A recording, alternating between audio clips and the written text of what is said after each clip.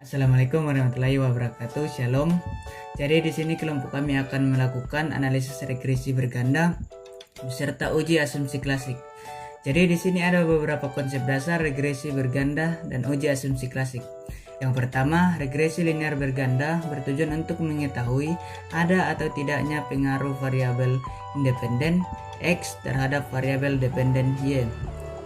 Yang kedua, dalam regresi linear berganda, penggunaan variabel independen minimal 2 variabel. Yang ketiga, mode regresi yang baik harus lolos dalam pengujian asumsi klasik. Yang keempat, uji asumsi klasik merupakan uji prasyarat dalam analisis regresi. Yang kelima, untuk data sekunder ada 4 uji statistik yang digunakan dalam pengujian asumsi klasik, yaitu yang pertama, uji multikolinearitas dengan menggunakan metode toleran dan VIF. Yang kedua, uji normalitas dengan menggunakan metode Kolmogorov-Smirnov. Yang ketiga, uji heteroskedastisitas dengan menggunakan metode uji Park atau Glaser.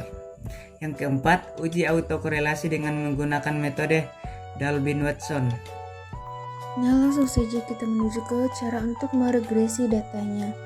Di sini sudah tersedia sebanyak 20 data, yaitu data tentang pengaruh harga jual, luas lahan, dan lamanya berusaha terhadap pendapatan petani cengkeh di Kabupaten Minahasa.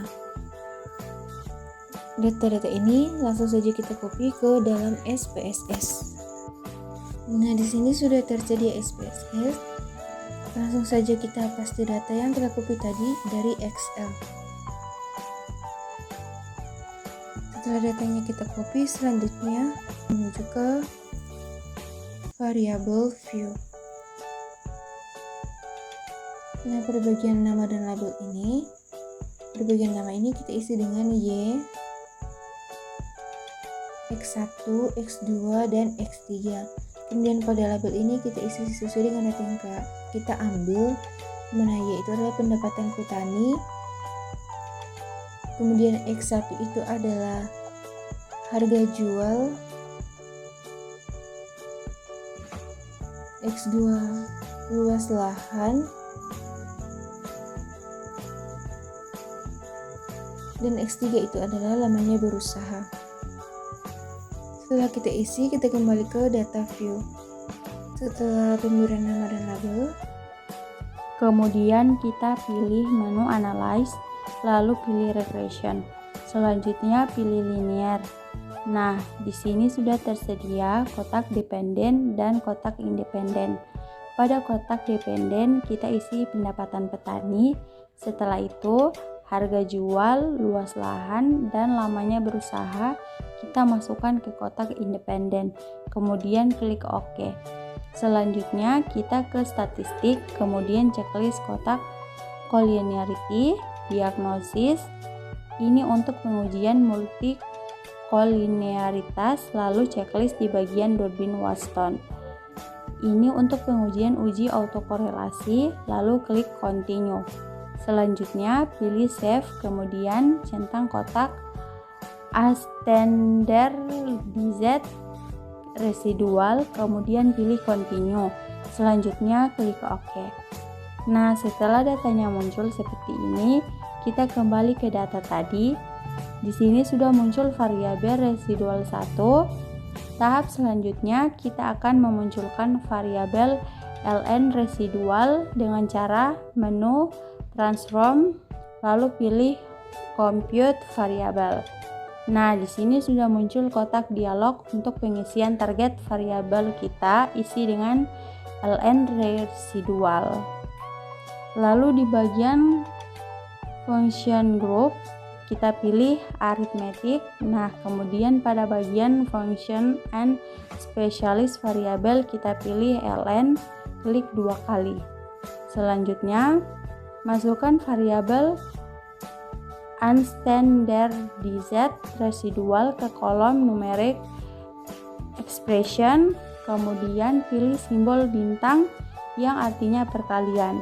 Lalu masukkan kembali variabel unstandardized residual ke kolom numeric expression. Nah, pada kolom ini udah terisi ln residual 1 dikali residual 1, lalu pilih oke.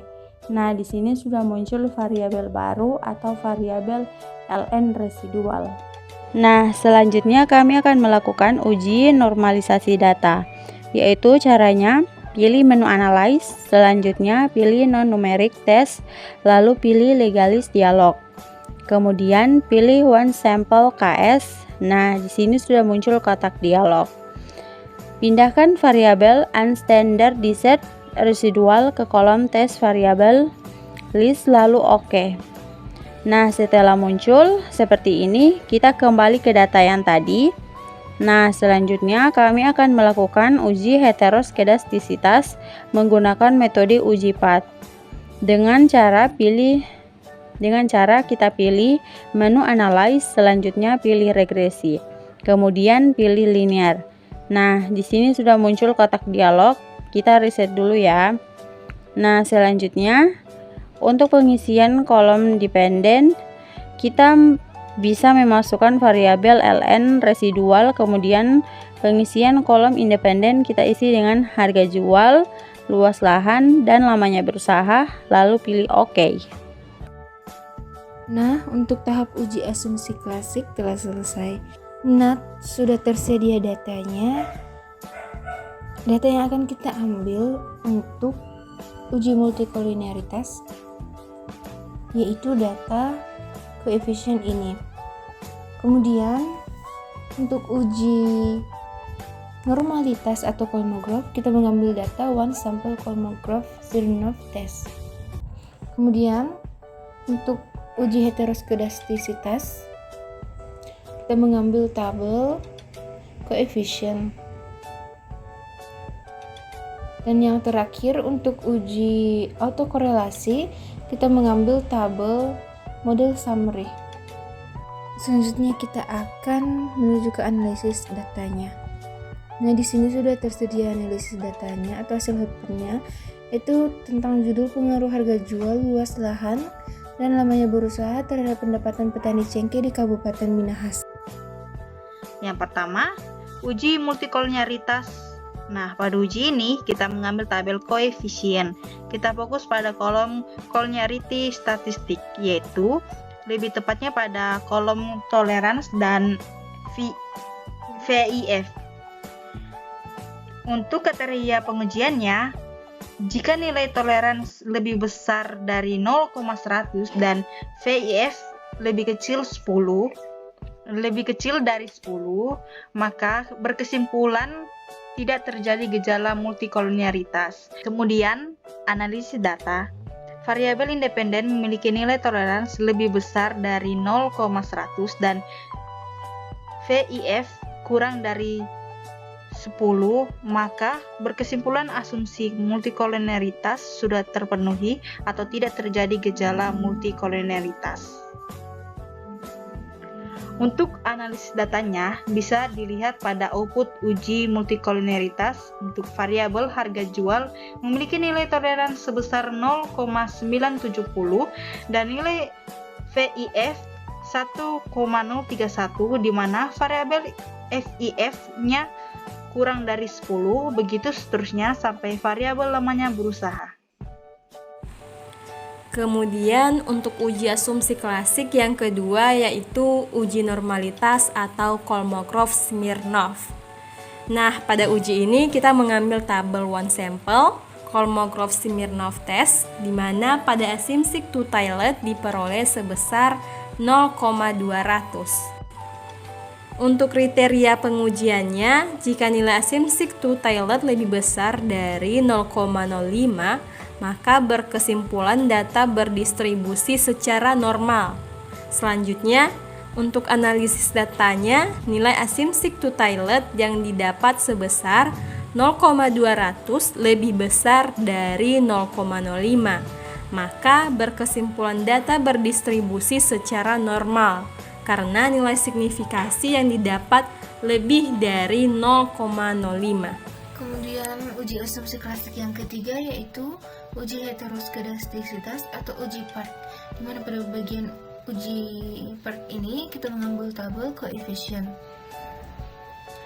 Untuk kriteria pengujian, jika nilai signifikasi lebih besar daripada 0,05, maka berkesimpulan data tidak terjadi gejala heteroskedastisitas. Kemudian analisis data yang pertama, variabel harga jual memiliki nilai signifikasi 0,819. Kemudian yang kedua, variabel luas lahan memiliki nilai signifikasi 0,090. Dan yang ketiga, variabel lama berusaha memiliki nilai signifikasi 0,100. Untuk melihat nilai ini kita dapat fokus pada tabel signifikan ini, di mana harga jual yaitu 0,819, luas lahan 0,090, dan lamanya berusaha itu 0,100. Variabel independen memiliki nilai signifikasi lebih besar daripada 0,05, maka dapat disimpulkan tidak terjadi gejala heteroskedastisitas. Kemudian yang keempat, uji autokorelasi atau Durbin-Watson. Pada bagian uji ini kita mengambil tabel model summary. Kriteria pengujian: DU lebih kecil dari Durbin-Watson, lebih kecil dari 4 dikurang DU. Analisis data: diketahui N sama dengan 20 dan K atau variabel independen sama dengan 3. Kemudian nilai DL sama dengan 0,9976. Nilai DU sama dengan 1,6763. Kemudian bagaimana cara untuk mendapat nilai DL dan nilai DU? Nah, ini adalah tabel Durbin-Watson di mana alfa sama dengan 5%, yaitu tabel untuk mendapat nilai DL dan nilai DU. Pada tabel ini kita dapat melihat N tadi itu diperoleh 20. Kemudian K sama dengan 3, di mana DL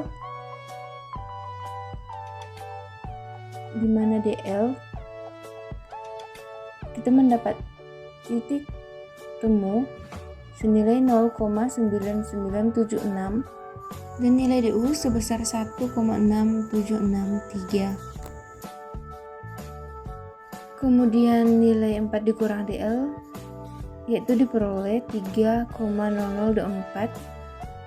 Kemudian nilai 4 dikurang DU sama dengan 2,3237.